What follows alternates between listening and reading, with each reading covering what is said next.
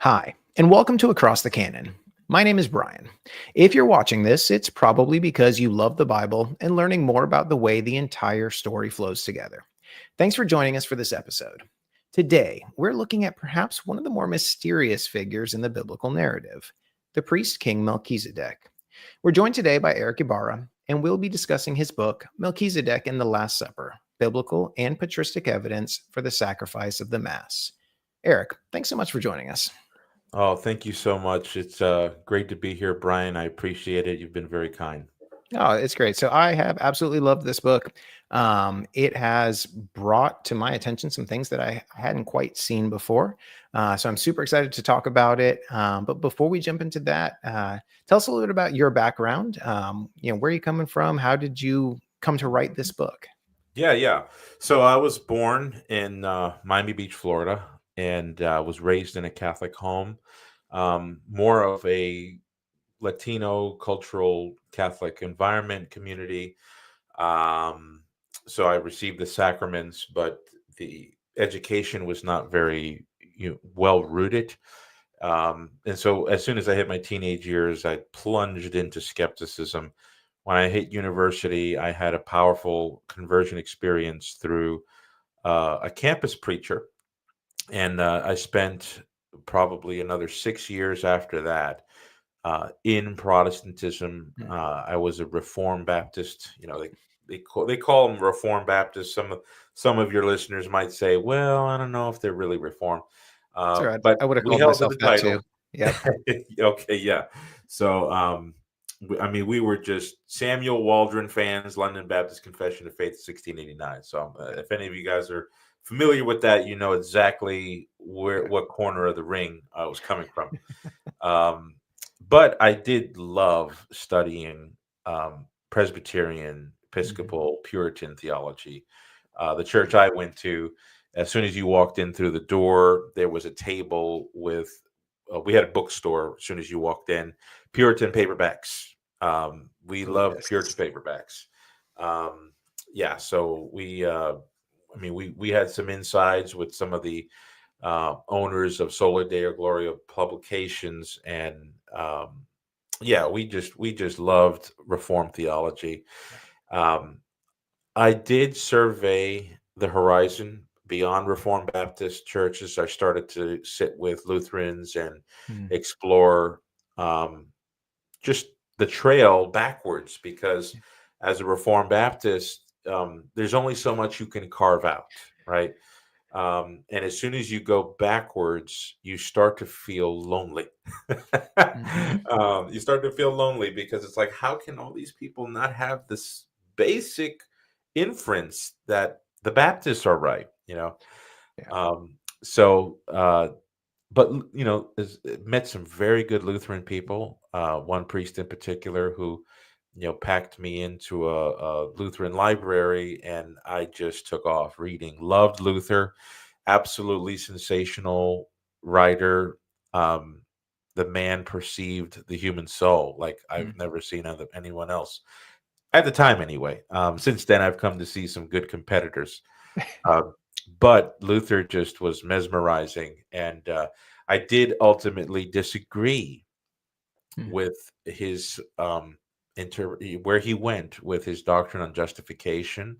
Yeah. Although, like, his emphasis and his convictions are marked in me permanently, and I don't think I've ever given them up, even as a Catholic.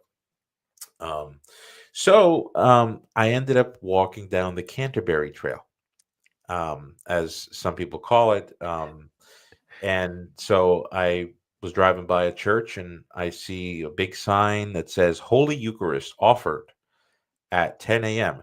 And I'm thinking to myself, man, this is exactly what I'm reading. I'm reading about the penitential discipline in early Christianity, and talking about the altar and the offering Yeah. and the president. I'm like, Holy Eucharist offered. That sounds more like what I'm reading. So I went that Sunday, that was next, and was floored. It was like seeing what I've been reading. And so I you know, we were fixed on becoming Anglican. We ended up Mhm. joining the church.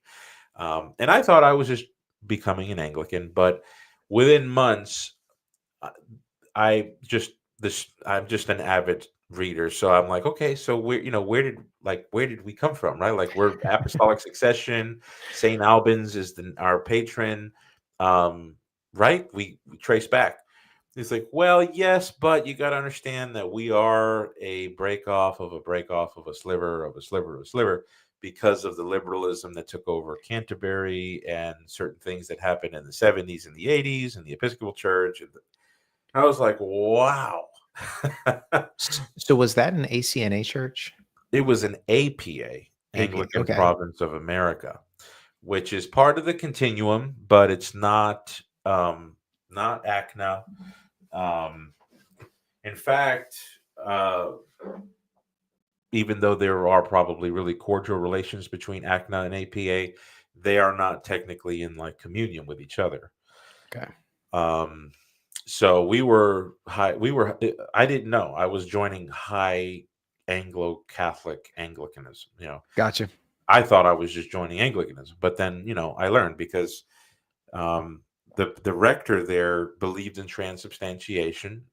He Okay. would give weekly articles from Bonaventure, Aquinas, and I felt like I was in like a medieval church, right? Yeah. So it's stepping farther back into history theologically.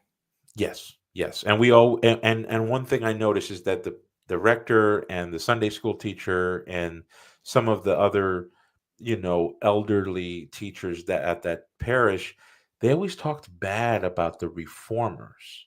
Hmm. And I'm like, why do they keep talking bad about the reformers?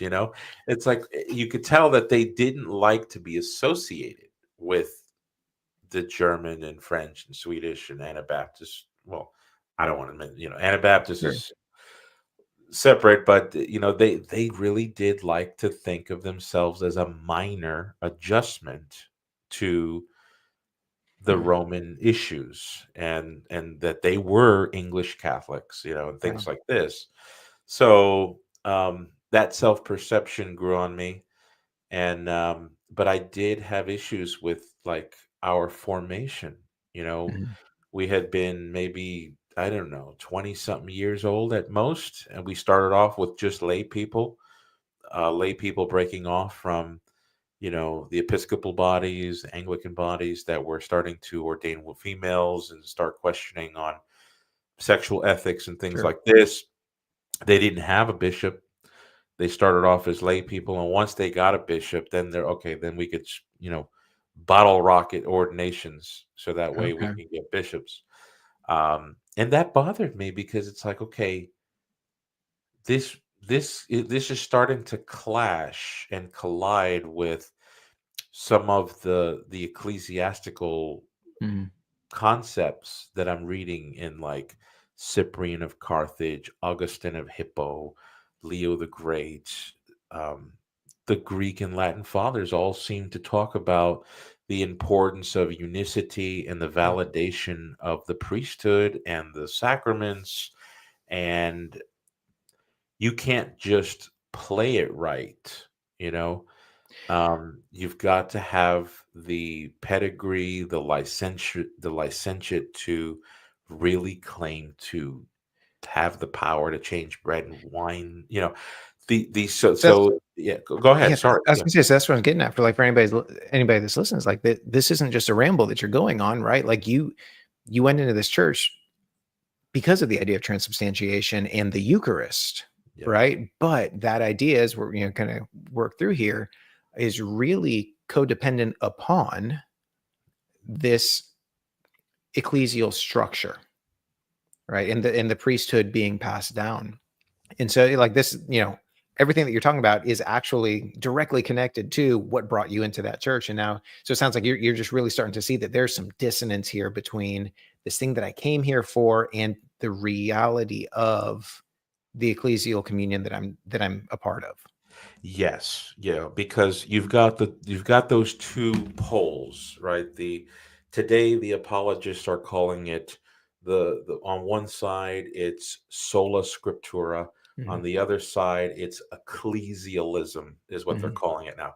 And the idea is sola scriptura is the supremacy of the gospel, the supremacy of the doctrine of the New Testament, and apostolicity, the right to pastor, the right to preside, all those things is just from Bible study, Mhm. and you can do it yourself.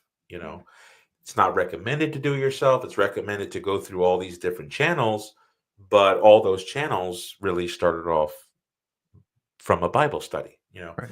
Um, and then on the other side is the ecclesialist, which is no, apostolicity has to be theocratically granted by a Mhm. tactile sacrament. Mhm.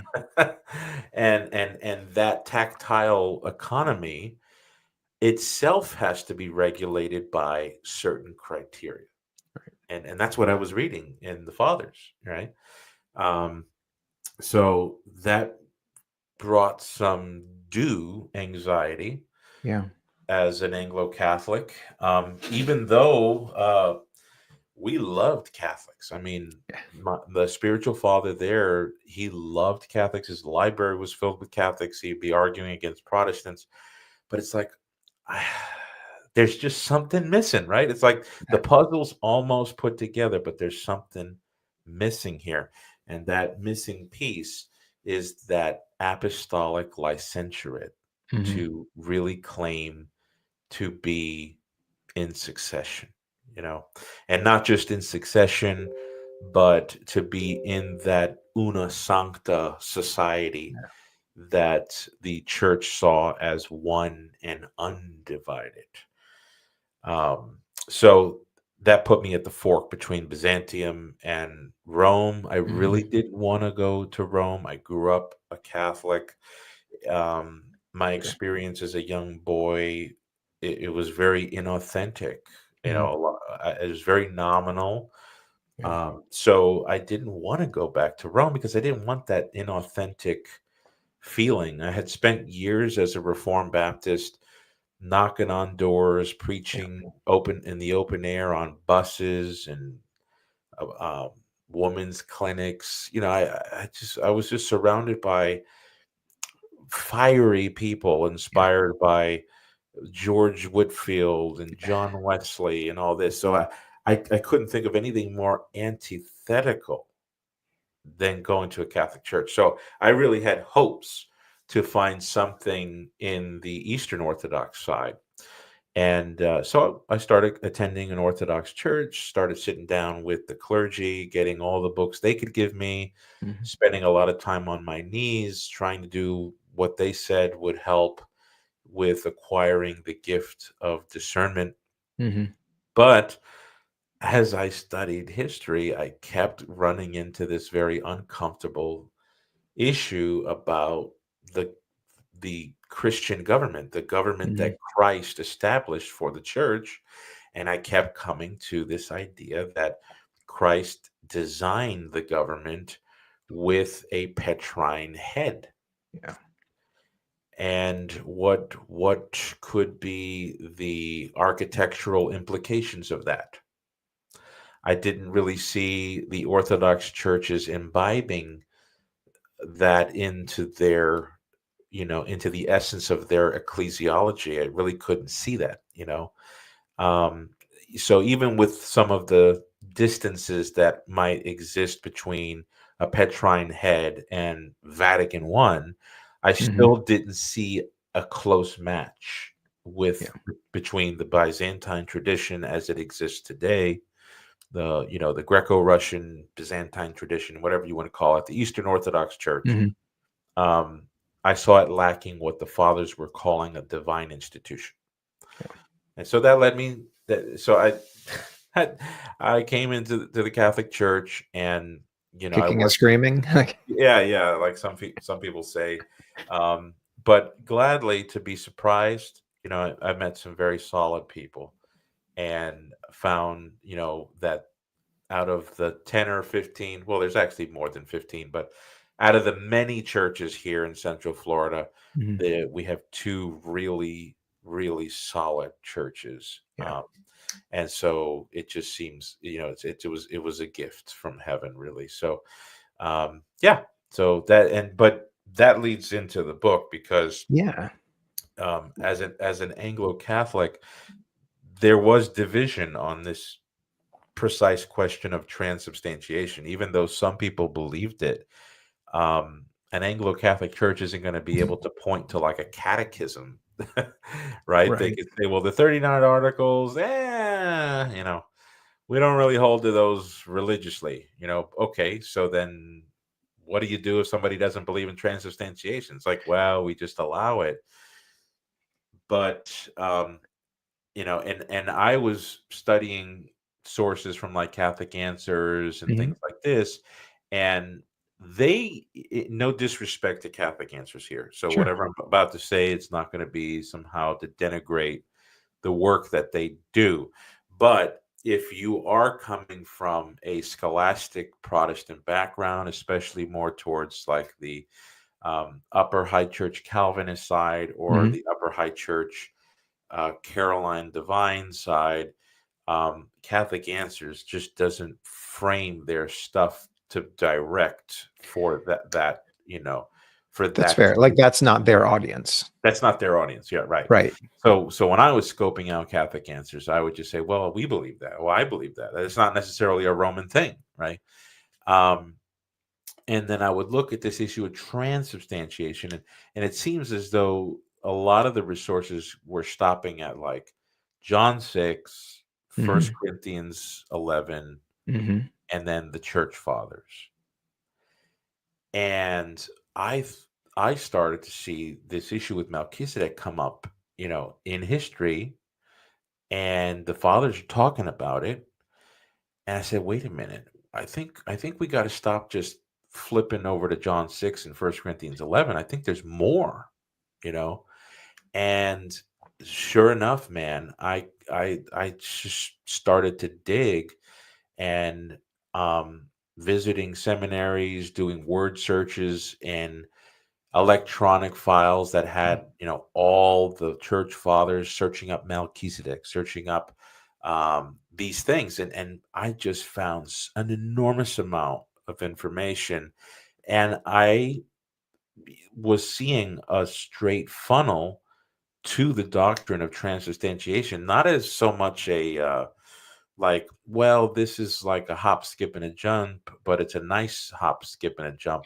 I was seeing like a very powerful reason for the Mhm. necessity of transubstantiation in order to avoid other false teachings. Yeah. And and so that's when I said, okay, this is really why I'm believing transubstantiation. Of course, the church, the conciliar authority of the church, all that Yeah. stuff. But when it came to like a fresh Bible study, I thought, okay, we've got more in our arsenal here than I originally thought. And so that's what really got me to start writing the book. And that's what I appreciated about the book is that it does, I think, create a good through line across both testaments, Yeah. that ties pretty tightly together.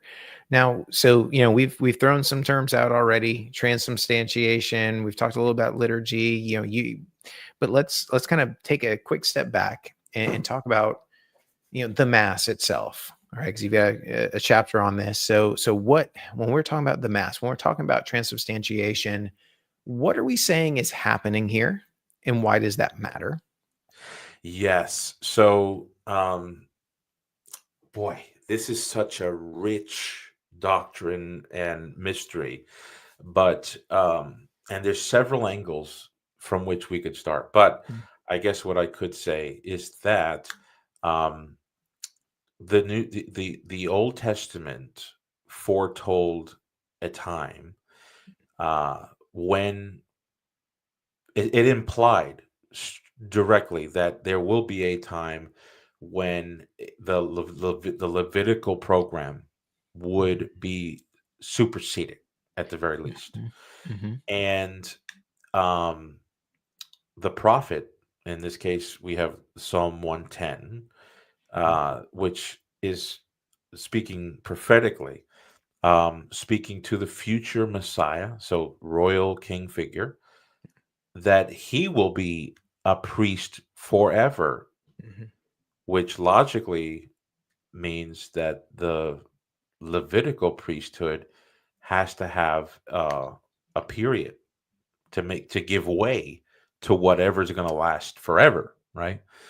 Um, and so the Old Testament itself teaches the expiration, in theory, the expiration of the Levitical priesthood to make way for this priesthood according to the order of Melchizedek. Right. Yeah. And yeah, so I mean, just bottom line is whatever the fullness of times will bring, which is what Jesus proclaimed, right, when he came, it's going to be for the establishment of this priesthood. Mhm. Okay, so very good. So then when we're talking about the mass and transubstantiation, Yes. right? And so, because we may have some listeners that are, coming out of a Protestant background that are like, yeah, I still don't really like, what do you mean? Well, like, Yes. what is the mass? What makes the mass distinct from, let's say, a Protestant worship service? Yeah. So the mass is got and this is where some Protestants can be surprised a bit because like Lutheran, Presbyterian, and even Anglican Mm-hmm. systematicians tend to focus on the downward movement of the Mass, of the Eucharist. God through Christ is giving us gifts, Yeah. right? To feast on the flesh and blood of Christ. A Lutheran will say Amen. A Presbyterian will say Amen. Um, but in Catholicism and Eastern and Oriental Mm-hmm. Orthodoxy, the the way of looking at it is both a downward and an upward. Yeah. So what's happening is that Christ gave us the power to offer to God the Father himself Yeah. as a holy victim offered on behalf of the sins of the world. Um, and so he empowered the apostles at the Last Supper when he said, "Do this in memory of me." Mm-hmm.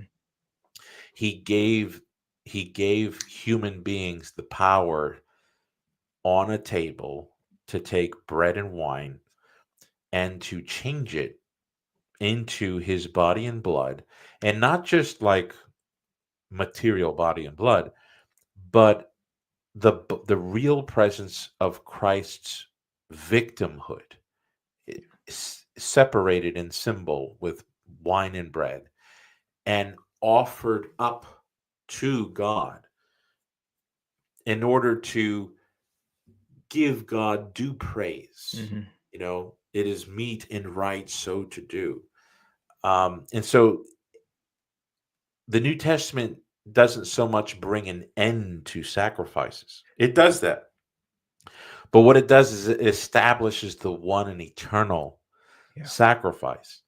And so the Mass is Christ's priesthood shared with human beings in an ongoing, ever present way.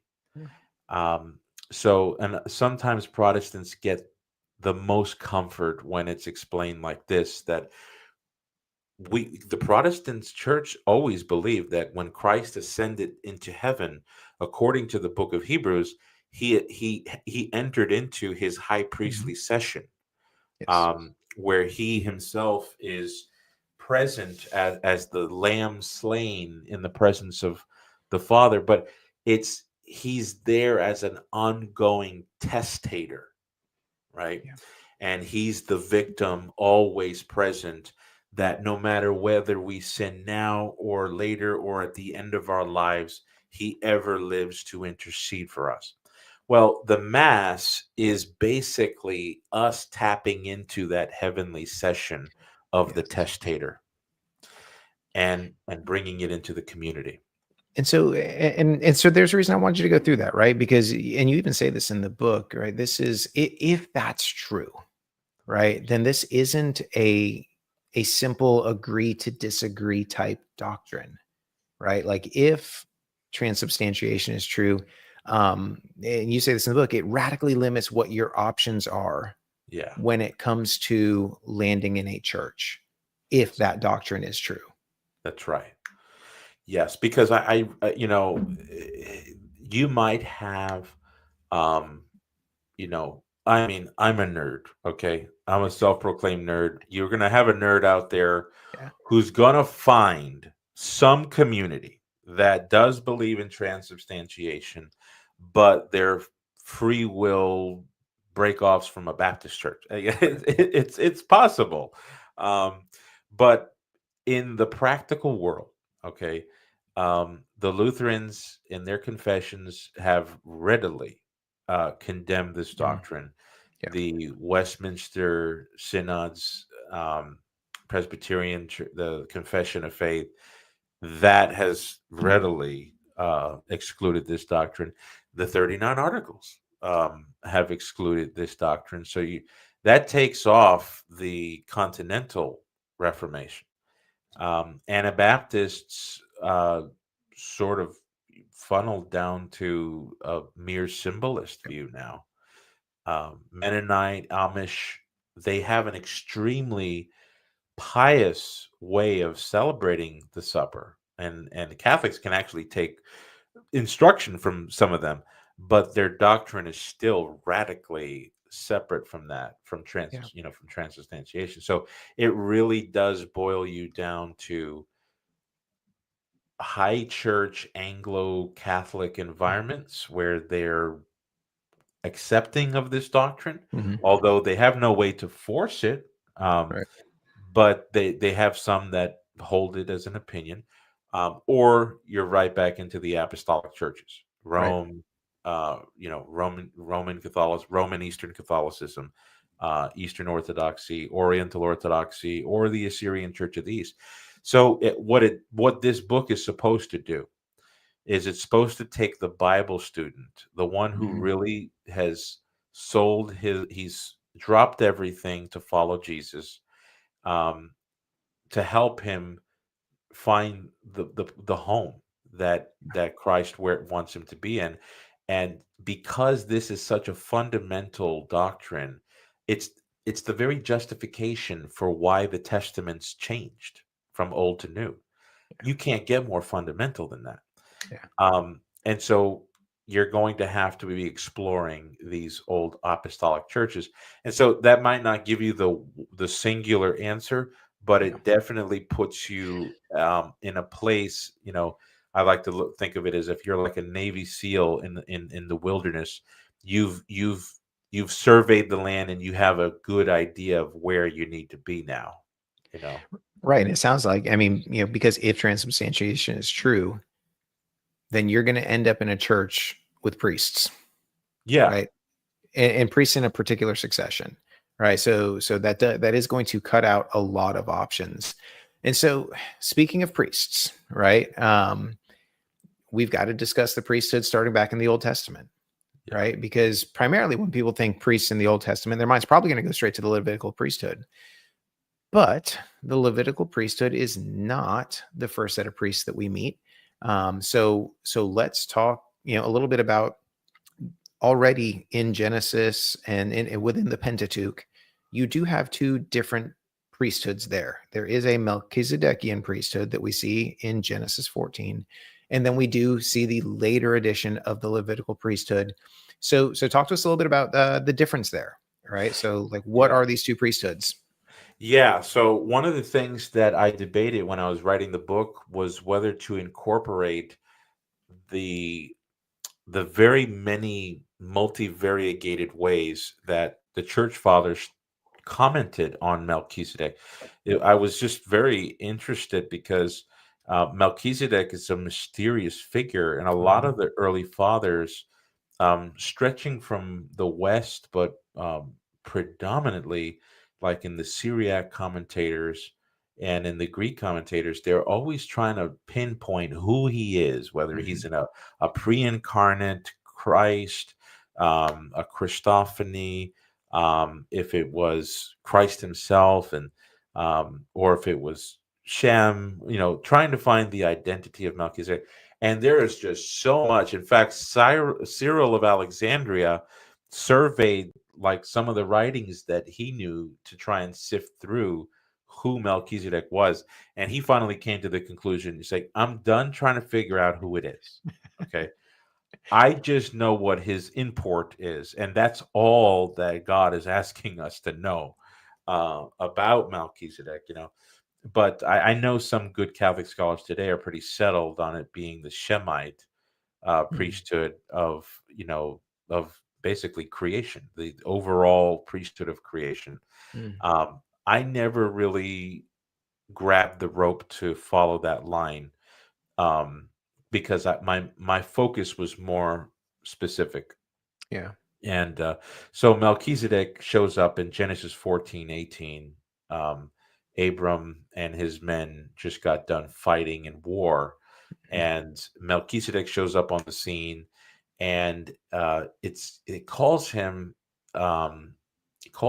the king of Salem, uh, mm, which is interesting because that's going to be the future Jerusalem, yeah. uh, king of peace, and he's a priest of the Most High God.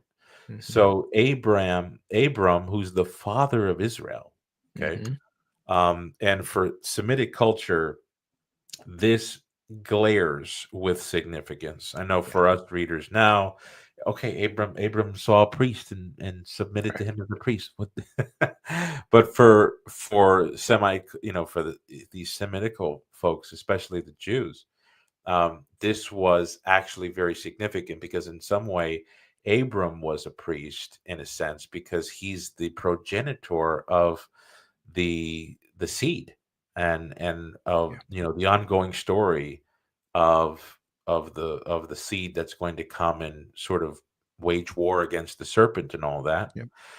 And he is submitting to Melchizedek as a priest by giving him tithes, which is it's loaded with significance because Moses wrote Genesis from the standpoint of the Egyptian setting, Hmm.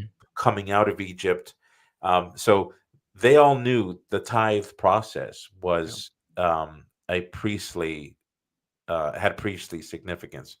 So for Abram to really, to give tithes to Melchizedek, and then for the gifts that are being presented to be the bread and the wine, um, this this may not have popped out on the to the reader, may not have been.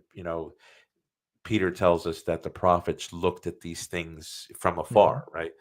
um, Maybe had many speculations, but here we have somebody superior to the whole of Abraham's stock.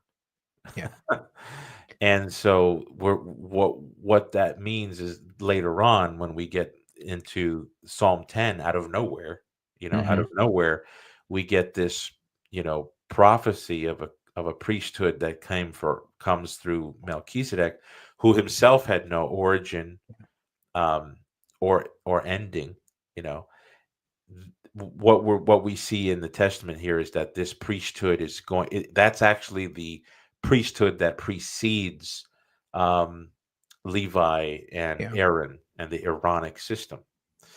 Yeah, And and in the book, I want to say you make the argument that in that Semitic mindset that you were bringing up earlier, that when Abraham presents that offering to Melchizedek and recognizes Melchizedek as a superior, Levi is there in a sense within Abraham because Levi is ancestor to Abraham. So Abraham is in a real sense representing Levi, and the entire structure that will come from Abraham is being represented in that offering to Melchizedek. So it shows that that whole system that's going to come out of Abraham, including the Levitical priests, are not as great, right? Are less than the Melchizedek status of priesthood.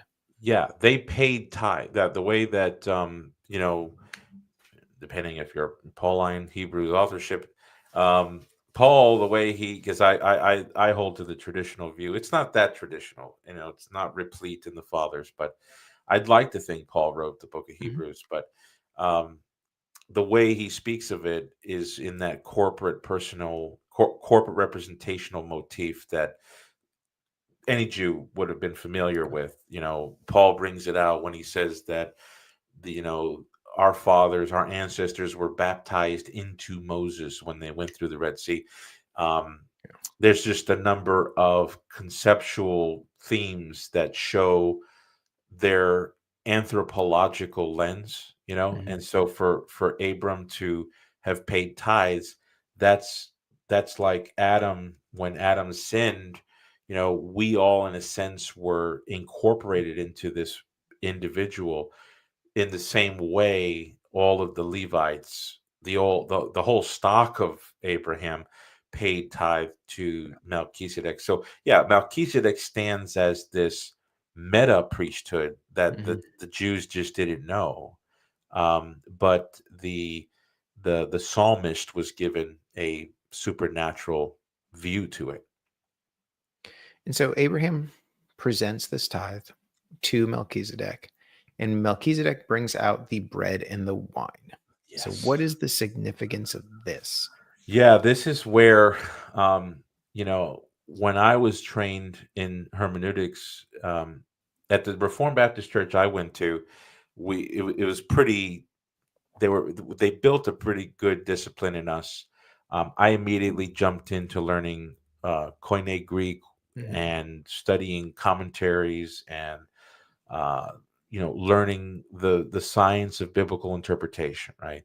The nor the just the literal grammatical historical method, right? Yeah.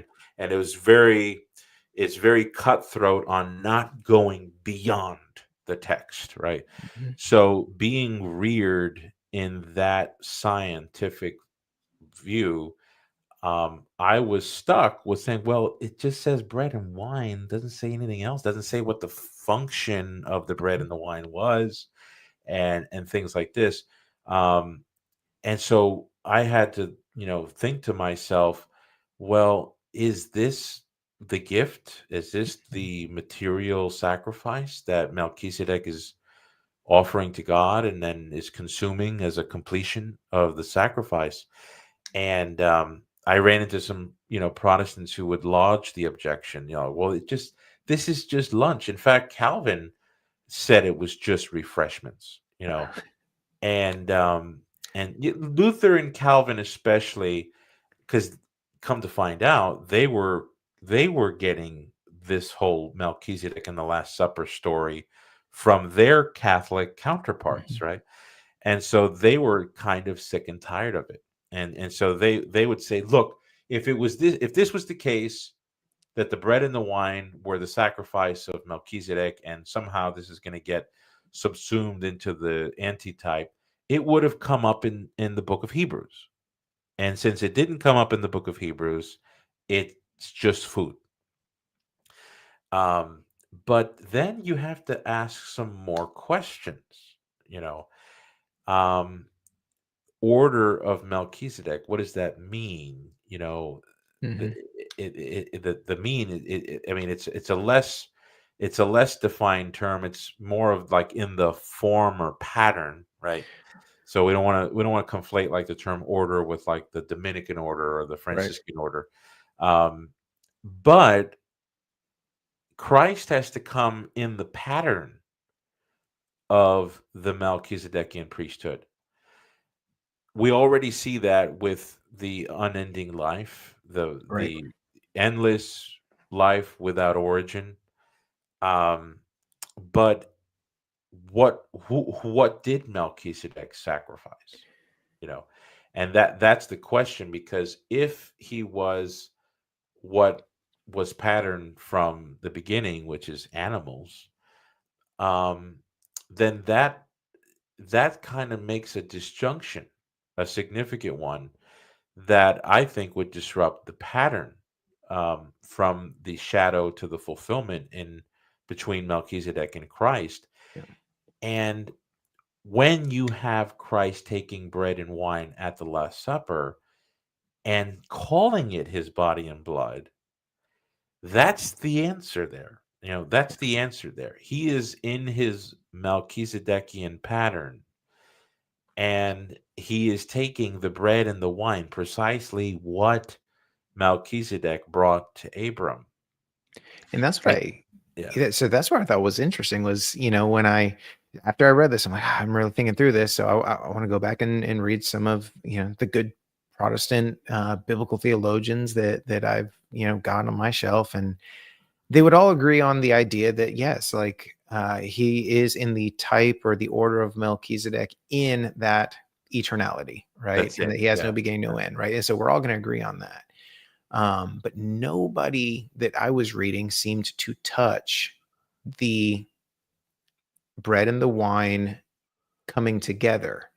And so when I saw that argument from you, I was like, okay, I want to chew on this some more and really, think about this because it seems to fit, right? Like if the order is not just that he is eternal, yes, he's eternal without being without end, but a priest does offer something, Yes. and it just seems to be a bit obvious that the offerings are identical at the Last Supper and with what Melchizedek brings out. And so tie that together for us a little bit. Yeah. So you know, Melchizedek comes up and then he's out. He pops up and then is out of the scene. And when you start to read, like, Hebrews and um, some of the like developments in biblical scholarship in the 70s and the 80s, um, where they're starting to really what I mean is evangelical institutions where they started to get really focused on the oddity of how the apostles were reading the Old Testament. And Mm. the book of Hebrews was front and center. Um, you see these quotations from the Psalms, and it's like, what? You go back to the Psalms, it's like, this got nothing to do with this. You're reading the sermons that Peter was giving in Acts chapter 2 and 3 and 5, and it's like, how did he go from that to this, right? And so in comes the science of biblical theology and trying to prove that the apostles were not nuts, you Yeah, know? and well, I mean, I seem to remember either a book or an essay written with the title of something along the lines of "Did Peter teach the right doctrine from the wrong text?" Yeah. Talking about Yeah. Acts, right? Yeah. Like, hey, this doesn't seem to link. I mean, he's teaching the right doctrine, but how did he get it from there? Right. Right. So, Protestant scholars, being the geniuses that they are, Mhm. and I say that in all sincerity, Yeah, they were able to pick up that the apostles were trained by Jesus to see a meta narrative yeah, from the narrative. Um, and so, whatever figures and persons and events and institutions were literally there in the Old Testament, there's this corresponding meta reality that is being told yeah, simultaneously, but can't be known until the coming of the Messiah. That's why Paul in Romans 16, he's got this curious way of saying that it had been in the Holy Scriptures, but now revealed. Well, hold on a second, Paul. You're saying it's in the Scriptures. We've always read the Scriptures. And then he's saying, but it's now revealed. So you've got this dynamism in Old Testament revelation that, and um, you've got some notable names, that were able to pick up on this. They became landmark scholars in the evangelical sphere.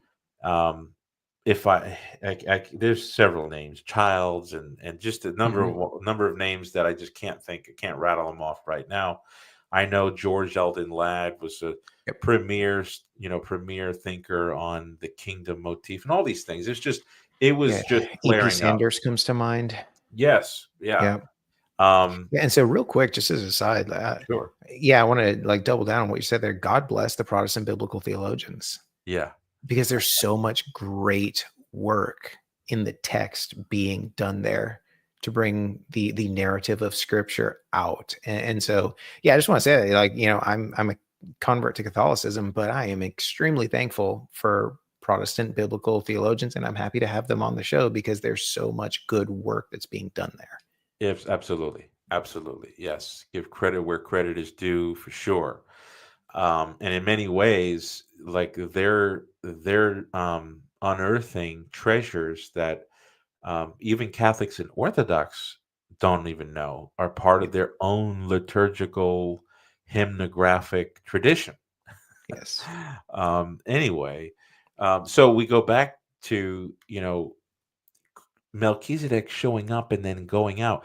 The author to the Hebrews draws out the very necessity for the Levitical priesthood to be superseded Mhm. from a couple of verses in Genesis and one verse in Psalms, in Psalm 109, 110, depending on what construction of the Psalms you've got.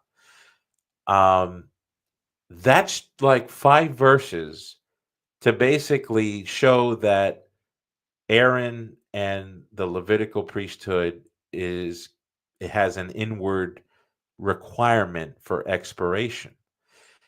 That's amazing that all the author to the Hebrews has to do is make one point from a small little section that all the Jews knew very well, and he's got this earth-shaking conclusion from it. That means that when Melchizedek comes on the scene, it's extremely significant that he is priest. Yes. And if it's extremely significant that he is present as priest, and we don't see anything of his cult, that would raise just way too many flags. Like, how could so wait a minute. The author to the Hebrews is drawing implications from what's not said about Melchizedek. Mhm. Moses doesn't even say, by the way, Melchizedek didn't have a father and a mother, and he didn't die. Like, the author to the Hebrews he's inferring that from the lack of specification. Could you imagine what he would have said if he had the time to go through everything that was specified, right? And he actually says that he's limiting himself, that he could have gone through other Mhm. things in the tabernacle and whatnot. But so it's inexplicable for Melchizedek to be presented as priest of the Most High God, King of Salem, with bread and wine, Yeah. and then to put side by side with that the actual Melchizedekian fulfillment at a table with bread and wine, linking it with himself as victim, Lamb of Yes. God. So now we're going Last Supper, right? Yeah, now we're at the Last Supper, and the intersectional value is too much to ignore. Um, and and that's just from the Bible. Yeah. When I saw that this theme was echoed in the Fathers from extremely early and explicated in ways that link exactly what I was inferring. I was just I felt like Luther felt when he read, like when he first interpreted Romans 1:17, like the right way. I felt that way because I'm like, wow, transubstantiation is required because Christ isn't offering the substance of bread and wine. That's never going to clean anyone's sin. Right. Um, and yet that's what he's got on the table. And so Right. something's got to happen there. Right. So he's offering the bread and the wine. So the elements of the bread and the wine are there, but the true offering, the true sacrifice is the body and the blood. And so, you've got to square that together, right? I mean, Scott Hahn talks a lot about how, listen, what makes it go from a Roman execution to a sacrifice? Right. You've got to link it back to this Last Supper and what's beginning there. Yes. right? And so you're very much doing that the same way. You're just linking it back even farther to Melchizedek and saying that this is in fact that sacrifice that was typified, in Genesis. And you talk a bit about that. That's not necessarily to say that when Melchizedek offers the bread and wine in Genesis, that means that it was transubstantiated then, right? It just means that Christ fulfills the type, and that sacrifice now is coming to its fullness through Yes. transubstantiation. Yes. Yeah. Because there's not going to be an equation between shadow and reality. Right. The shadow has its pictorial, metaphoric, symbolist, allegorical platform, and certainly there's going to be correspondence, but it's not an equation. Otherwise, we're the whole argument from shadow to reality would break apart. Yeah. I think there is one father who kind of tries to infer that Melchizedek offered the body and blood of Christ, but I think he kind of went too far Yeah. with that. Cyprian of Carthage, which is interesting because North African Christianity was extremely reliable, and Cyprian was talking about this just nonchalantly, like just in passing, like his readers would absolutely know exactly what he's talking about. Um, and so yeah, the whole point is that in the New Testament, whether you're Protestant, whether you're Catholic, Eastern Orthodox, we all know what it is that takes away the sins of the world. Right. Um, the author to the Hebrews in chapter 13 makes this reference to the eternal covenant, and that covenant is founded upon the sacrifice of Christ, which in the same epistle from Psalm 40, the material is the body you have prepared for me, quoting Psalm either 40, 41, or 45. I can't recall, but um, it's the body of Jesus. Right. It's the body of God himself. And it's not bread and wine. Bread and wine, whatever value, grain offerings had in the Old Testament, wine offerings, um, cake offerings, the burning of frankincense, like these things had symbolic value, had real value, but nobody, no Christian theologian has ever thought that somehow there's a mechanic for bread and wine to really propitiate and expiate. Yeah, and so I go to Hebrews 13:10, Oh right? yeah, We're that, saying, we have an altar, right. right, from which those who officiate in the tent have no right to eat, right? Yes, So there is something materially different. We do have an altar, right? If they don't have a right to eat from it, it does mean that we are eating from what's on that altar. And so yes, that really does seem to tie this together much better when we're talking about the actual body and blood, that's and, right. and the sacrifice being presented Yes, in that liturgical form. yeah, and so you're some of the options that because some Protestants have picked up on this and they have felt cornered. Jonathan Edwards, for example, Mm, did see this, and he did feel it was necessary to notate the parallelism. mm. Um, but he doesn't really go beyond just he. I think he sees the parallelism in the supper itself, the eating, the Okay. consumption, right? The consumption, and that's it. But he's going to stop short. He's going to stop short. Yeah. Yeah, and then there's some other Protestants I've seen. Um, lately, I've had a couple of dialogues where one particular Anglican apologist, his name is Sean Luke. He himself he's published in some academic journals, and he's Ted's graduate, and Okay. he tries to incorporate this because he thinks it's very undeniable. Mm, But he still wants to make it sort of like a post sacrificial meal. I don't think he would deny that there's sacrificial reality, but um, I would imagine other Protestants, if they're going to venture into the neighborhood of what we're talking about here, they're going to want to say, okay, fine, I accept that. But all we're doing is we're getting the post-sacrificial mode. We're not getting the sacrificial mode, right? Hmm. Um, Hebrews 13 says, we have an altar that those in the tent don't have access to. Well, that just means that we're in mealtime. The sacrifice time was AD 33. Hmm. Um, all of our Lord's Supper celebrations are just mealtime. The problem with that is it's called an altar.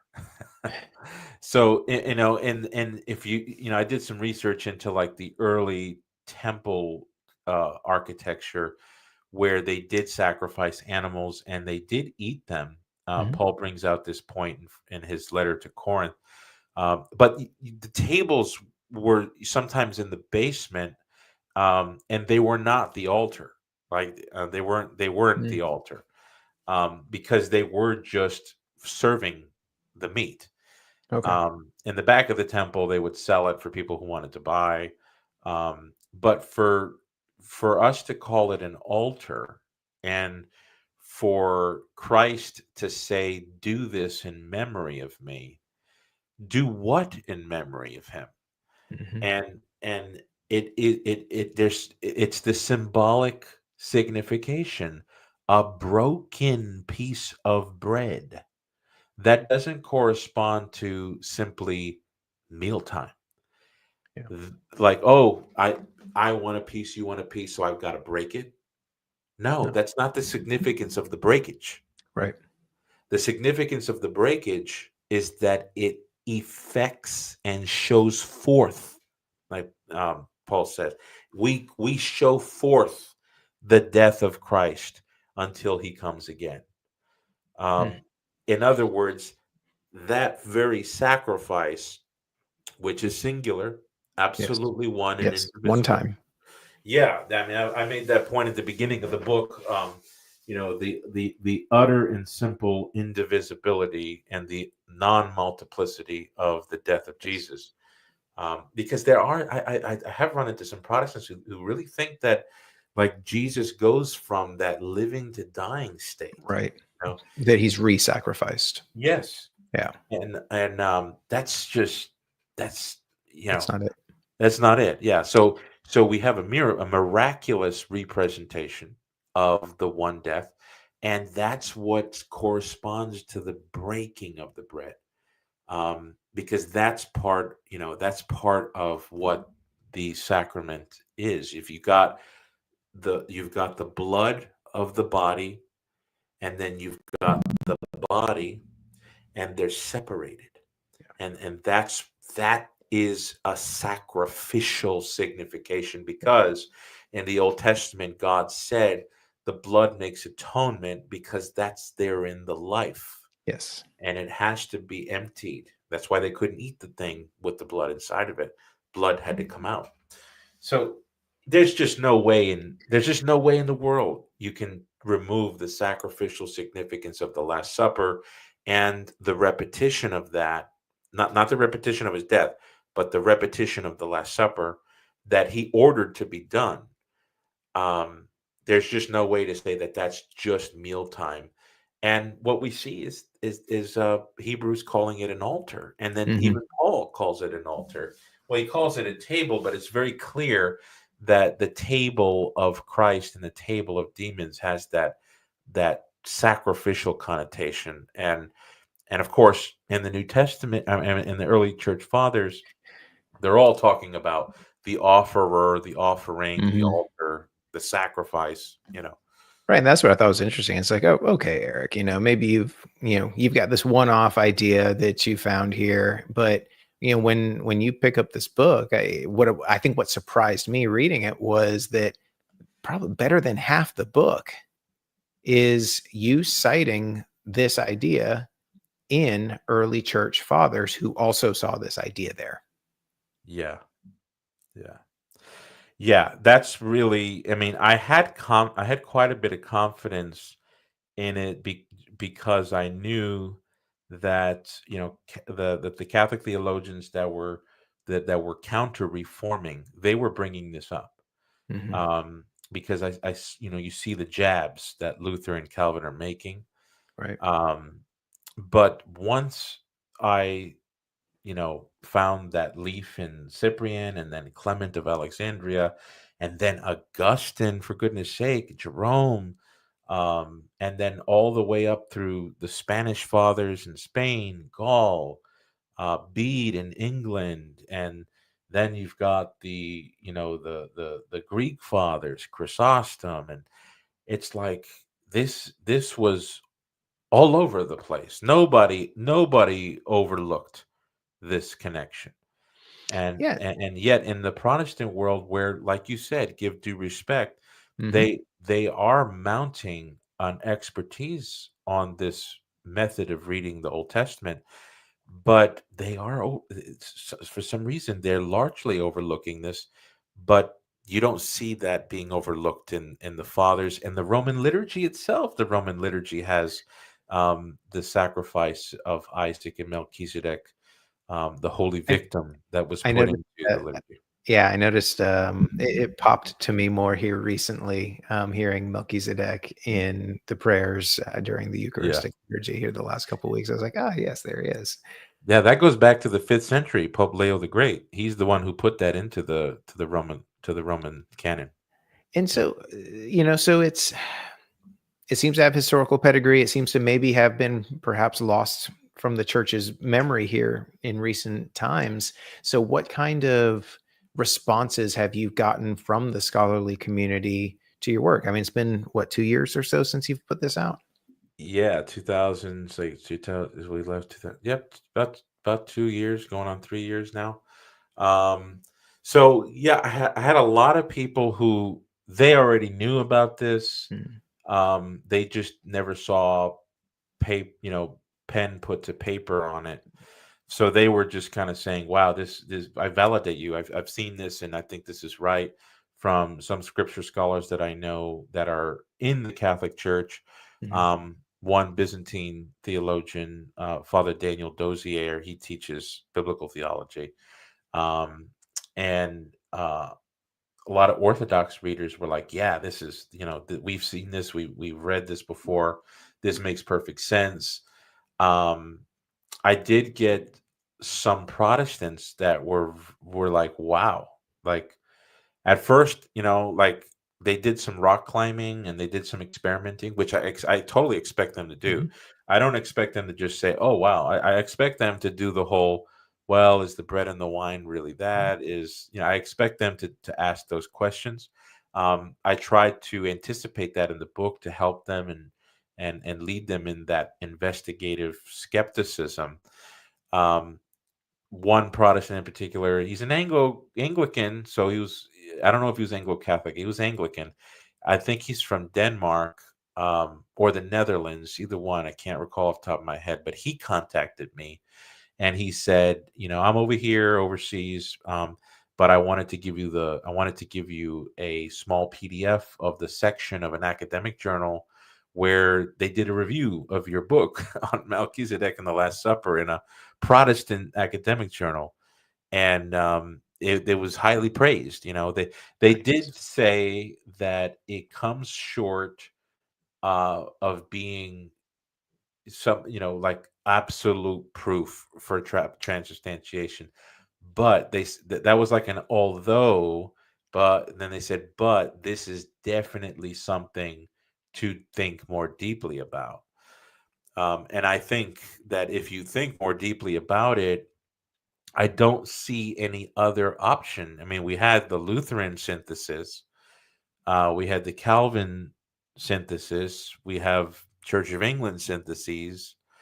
um, I don't know of another way to really do it, you know. Well, So I think that's still that's pretty high praise, for uh, you know, uh, let's be honest, right? I mean, this is not your full time job. No, yeah. right? And we've talked about that a little bit. So for a guy who is doing this in some sense out of a real passion project, and your love for the Lord, and what transubstantiation has meant to you, and the way that it's guided you on your journey, to have gotten that kind of response, really speaks volumes about the work that you've done here. And so, again, I highly recommend check this out. It's on Amazon. That's where I got it. If there's other places, pick it up from there. But by all means, get this book. I mean, it's a pretty quick read, but it's a deep read, and it I think is a convincing display of showing how this narrative works across the canon, right? Because that's what we're wanting to look at here. How does the whole Bible tie together? And man, I think you've given us a lot to chew on, pun intended, when it comes to this topic of transubstantiation. Yeah, and I don't know if you have a moment or a minute for me to. I'd like to share the screen. I have a slide with just one quotation from Augustine. Yeah. I don't know if that's feasible on your end. Let me see. I think it'll come up there on the bottom if I do share screen, and then let's see, Saint Augustine here. Yep, it should come up on the bottom there, like a little. Yep. There you go. There you go. Perfect. Perfect. Okay, yeah, I just wanted the listener to know, to see one sort of synthesis from Augustine that, and you can tell when he brings it up here, this is just like matter of fact. It's not like he's trying to break ground, right? He just already knows this. So this is exposition on Psalm 34.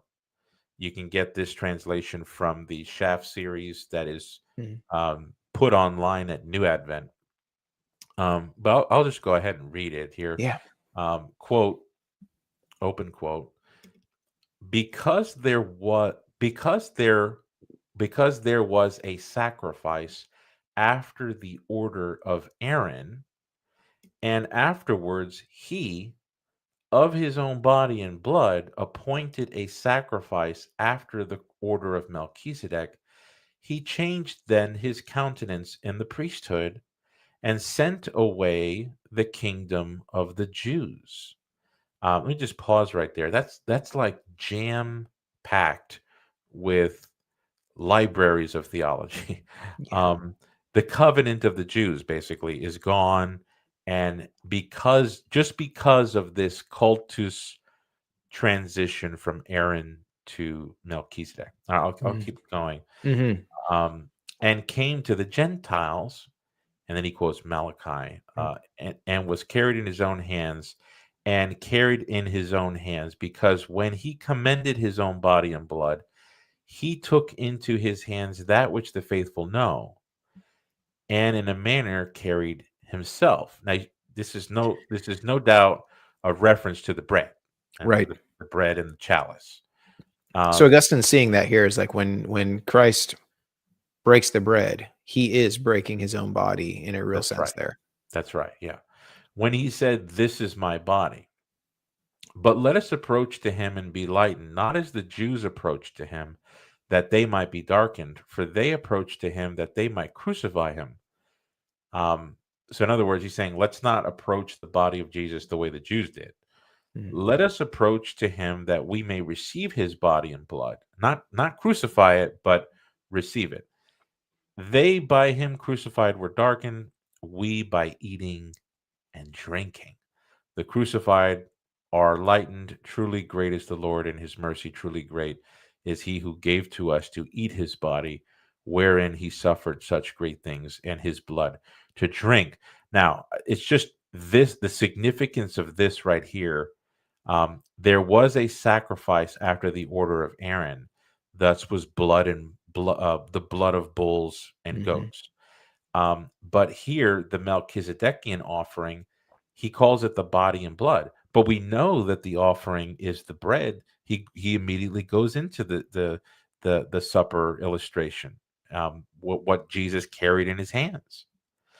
So yeah, this was one of those big one of those nice synthesis that you would see in the fathers. Like, it's just nonchalant, just brings it up, gives an exhortation, a spiritual encouragement.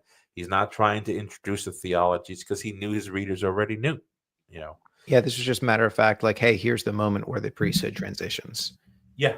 This is where we go from Levi to Melchizedek, and now the priesthood that follows is a Melchizedekian priesthood. Yeah. And this is what we offer. Right. Yeah. And that, it's, and again, I recommend the listener to get the book, because the second half of the book, I go from like the 2nd century and I just trek onward. I've got a ton more from Augustine. So, I mean, I can understand if somebody kind of feels unsafe. And that's why I provided a preponderance of echoing and reflection from these early writers that we call saints and doctors, so that we know we're not running in the wilderness on our own. No, and I appreciate the work that you did here. I think, for any Catholic or Orthodox or Oriental Orthodox, I mean, I think they're going to feel right at home with this. And I think, for any Protestant that's just a good, Bible loving Protestant, this is, you're making a biblical argument. So this is at least worth engaging with and testing out, and seeing if you find that through line convincing as well, and seeing if, other Christians throughout history would have recognized it as well. I think the answer is yes. But Erick, thank you so much for taking the time to come on and share this with us. I know you've also got, like, you've made like is like a 10-part series where you go through teaching this as well. Yeah. So on my Patreon, I have a course going through the book. That's pending availability on YouTube sooner or later. Okay. But there's a whole course, and the good thing about the course is that I actually found a ton more from the time I wrote the book to the time I gave the I think it's like 10 or 12 lectures. I just have these PowerPoints with just all these other things I found, and I might do a second edition to the book because of all that. That was my next question. Yeah. So we'll see. We'll see. It's just I moved into some new projects, and I'm sort of drowning, but I'm still working. I know that, if God gives me enough years, I'll definitely probably expand to a second edition for the inclusion of all the other things I found. Awesome. So yeah, if you want more information than what's already there, check out Erick's Patreon and go check out that course. And again, see if that resonates. Erick, thank you so much for taking this time. I've loved this book. I've really loved this conversation. And man, I really appreciate you being here. Oh, thank you so much. You're too kind. Awesome. Well, y'all, thank you, and check it out. And we will see you on the next episode.